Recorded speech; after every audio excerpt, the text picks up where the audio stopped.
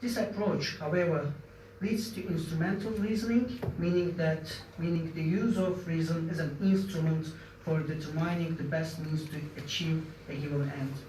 Since the given end is countering the Russian aggression, the literature gets one-sided for exclusively focusing on Russia and overlooking the other side of the equation. The literature is also not comprehensive enough for not focusing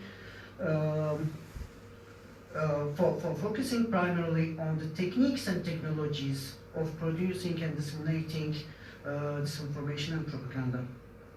Following the mainstream in my presentation, I will first address the political context which enables Russian narratives to penetrate into Turkish society.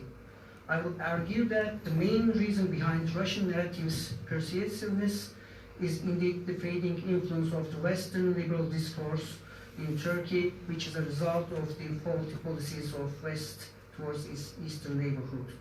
Secondly, I will address the collapse of the genuine intellectual public space in Turkey, which provides a fertile ground for the dissemination of disinformation.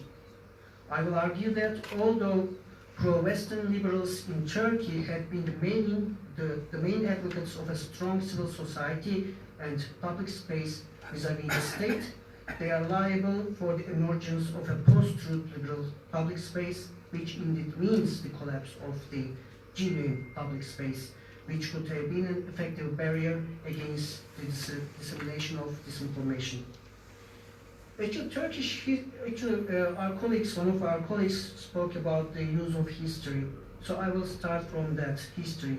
Unlike much of Eastern and Central Europe, Turkey had never been in the Russian sphere of influence. Turkey and Russia have a long history, much of which is marked with conflicts and antagonism. Illustratively, Ottoman Empire and the Tsarist Russia have fought 12 wars since 16th century.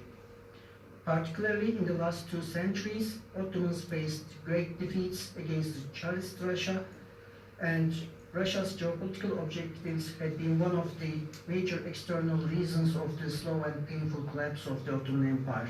It is this history where the roots of Russia's skepticism and even Russophobia in Turkey lie. Since the late Ottoman times, the West had been the model to follow for the Turkish elite.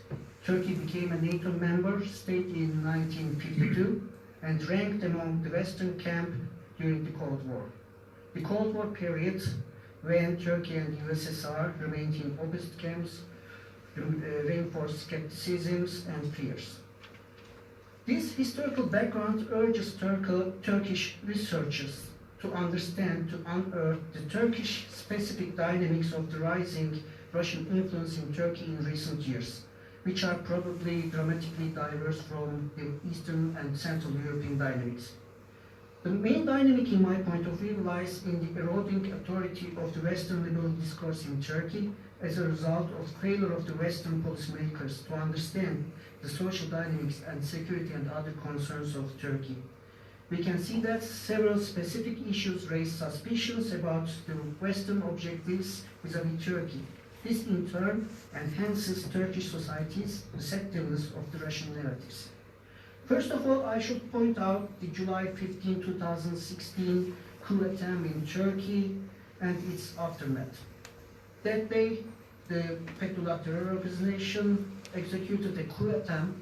However, Western capitals remained reluctant to openly condemn this coup attempt.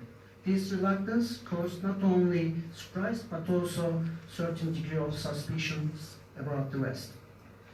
Secondly, the Western support to the PKK Syrian branch, YGP, also causes a very significant mistrust towards the West. Turkish public encounters difficulties to understand the rationale of the criticisms about the presence of Turkish military in Syria, while, for example, US military presence is regarded legitimate and lawful.